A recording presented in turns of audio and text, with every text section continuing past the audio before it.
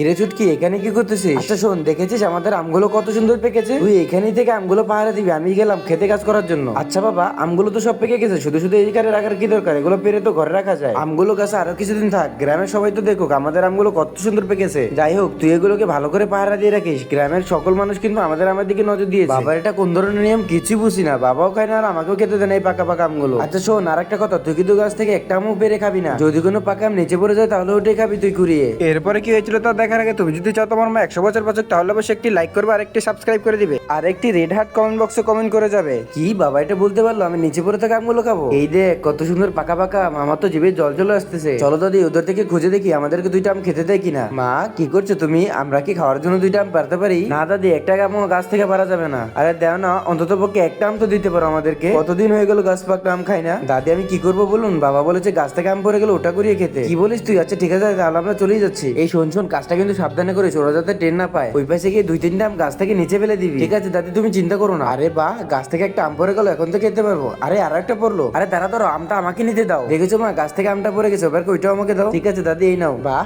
বুদ্ধি করে দুইটা আম নিয়ে নিলাম, কিন্তু এই মেয়েটা একটু টের পেলো না। এই নে একটা আম তুই খা, আর অন্য আর একটা আম আমি খাই।